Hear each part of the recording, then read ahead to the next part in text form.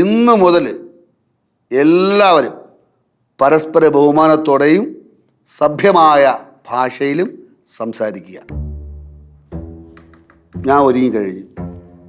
ധൈര്യമുള്ളവർക്ക് കൂടെ വരാം, കൂടെ നിൽക്കാം.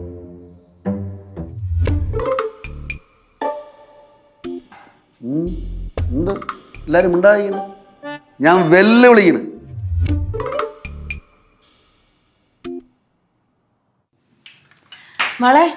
മോള് മീൻകറി വെക്കാനൊക്കെ പഠിച്ചോ? ആ ചേച്ചി പഠിപ്പിച്ചെന്നു, പക്ഷെ അത്രയ്ക്ക് അങ്ങോട്ട് പോരാ. എന്തോന്ന് പറഞ്ഞാലും കൈപ്പുണ്യം എന്ന് പറയുന്ന സാധനം ഉണ്ടല്ലോ. ആര് പറഞ്ഞു? നന്നായിട്ട് വെച്ചിട്ടുണ്ട് മീൻകറി ഗൗരി. ആണോ? പക്ഷെ അമ്മ ഉണ്ടാകുന്ന പോലെ ആരുണ്ടാക്കിയാലും ശരിയാവില്ല. അമ്മമാരുണ്ടാക്കുന്ന ഭക്ഷണം മക്കൾക്ക് ഏറ്റവും ഇഷ്ടപ്പെട്ടത്. ഇവിടെ എന്ത് വിഷയമാണ് ചർച്ച ചെയ്തുകൊണ്ടിരിക്കുന്നത്? അതറിയണമെന്ന് താങ്കൾക്ക് എന്തെങ്കിലും നിർബന്ധമുണ്ടോ? വളരെ കുഴപ്പമില്ല. എല്ലാ കാര്യങ്ങളും ഞാൻ അറിയണമെന്ന് നിർബന്ധമൊന്നുമില്ലല്ലോ. എത്ര സഭ്യമായിട്ടാണ് ചേട്ടൻ സംസാരിക്കുന്നത്. അതിലൊരു ഹാസ്യത്തിന്റെ ഒരു ചുവയുണ്ടല്ലോ ഗൗരി. ലെവലേശമില്ല. അങ്ങനെ തോന്നിയോ? ആ, ഇതെന്തോ എല്ലാരും ഇങ്ങനെ സംസാരിക്കുന്നേ? മരുമകൻ ഇനി മുതൽ ഇങ്ങനെ മൊഴിയും. ഓ, ഇനി അടുത്ത തലവേദന അതായോ? അമ്മായിയമ്മ ഏവർക്കും മാതൃകയാവേണ്ട ഒരുവളാണ്. ശ്രീകുട്ട, ചില ഭാഷകളുടെ ആവശ്യകത അനുസരിച്ച് ചില വാക്കുകളുടെ പ്രയോഗം പ്രത്യേക ഘടനയിൽ വരും. അത് തെല്ലും ആശങ്ക വേണ്ട. എന്താ ഗൗരി ചിരിക്കുന്നത്? എന്താ ചിരിക്കുന്നത്? പറയൂ. ഒരു കാര്യം പറഞ്ഞിട്ട് അത് പ്രായോഗികമാക്കുമ്പോൾ അതിൽ കോമാളിത്തരം വരാതെ നോക്കാൻ ശ്രദ്ധ ചെലുത്തേണ്ടതാണ്. എനിക്ക് ചിരി വരുന്നു, ഞാൻ പോന്നു.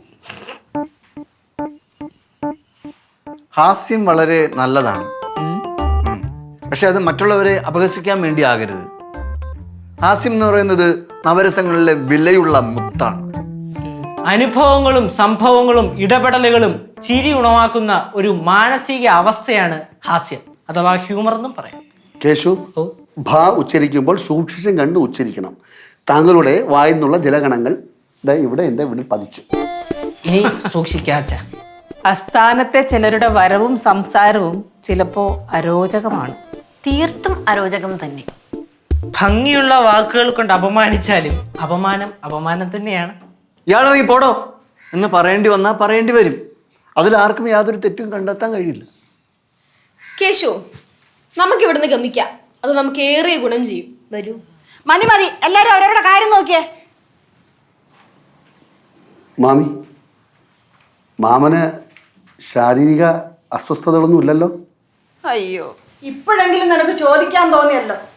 ചേട്ടാ, കേശുവിനെ ഇവിടെ നിന്ന് പടവലത്തേക്ക് മാറ്റിപ്പാർപ്പിക്കുന്നതിനെ പറ്റി ഒരു തീരുമാനമായി കണ്ടില്ല. ആ കാര്യം പുനഃപരിശോധിക്കേണ്ടതാണ് അമ്മായി. അച്ഛനും അമ്മയും ഒരു തീരുമാനമെടുത്താൽ എടുത്തത് തന്നെ, അതിൽ മാറ്റമില്ല. അച്ഛാമ്മേ, ഞാനും കേശുവും എല്ലാം കണ്ടറിഞ്ഞ് താഴെയുള്ള കുട്ടികൾക്ക് നന്മ മാത്രം പറഞ്ഞു നൽകി ഇവിടെ സന്തുഷ്ടരായി നിൽക്കുന്നതല്ലേ അഭികാമ്യം. മാന്യമായി സംസാരിക്കാനും പെരുമാറാനും പറഞ്ഞെന്നും പറഞ്ഞോണ്ടേ കൂടുതൽ അങ്ങ് ഓവറാക്കല്ലേ. എല്ലാ ആവശ്യത്തിനും മതി കേട്ടാ. അയ്യോ, അത് അമ്മയ്ക്കറിയില്ലേ? ഇവിടെ ഒന്നെങ്കിൽ അങ്ങേയറ്റം അല്ലെങ്കിൽ ഇങ്ങേയറ്റം. അതാണ് ഇവിടത്തെ ഒരു സ്റ്റൈൽ. അയ്യോ, ലോകത്തെങ്ങും ഇല്ലാത്ത ഒരു സ്റ്റൈലാന്നേ, പറയാതിരിക്കാൻ വയ്യ. അല്ലമ്മ, എനിക്ക് 2-3 ഡ്രസ്സ് എടുക്കുന്ന കാര്യത്തിൽ ഇതുവരെ തീരുമാനമൊന്നും ആയില്ല. ഡ്രസ്സ് എടുക്കാനായിട്ട് അമ്മയുടെ കയ്യിൽ ക്യാഷ് ഇല്ല എന്ന് അമ്മ പറഞ്ഞിരുന്നു. അമ്മയുടെ സാമ്പത്തിക സ്ഥിതി എന്ന് മെച്ചപ്പെടും? അതെത്ര മെച്ചപ്പെട്ടാലും മിച്ചമൊന്നും കാണില്ല. ഡ്രസ്സൊക്കെ കുട്ടുമ്പം വാങ്ങിച്ചു തരാം, പക്ഷെ അവധിക്ക് നീ ഇവിടെ നിൽക്കുമ്പോൾ പഠിക്കുന്നൊന്നും കാണാനില്ല. ശിക്ഷിക്കേണ്ടപ്പോൾ കുട്ടികളെ ശിക്ഷിക്കണം, അതാണ് എൻ്റെ അഭിപ്രായം. എന്റെയും. അമ്മായി, എന്താ മോളെ? എങ്കിൽ ഞാൻ പോയി പഠിക്കട്ടെ. അതായത് നല്ലത്. കേശു,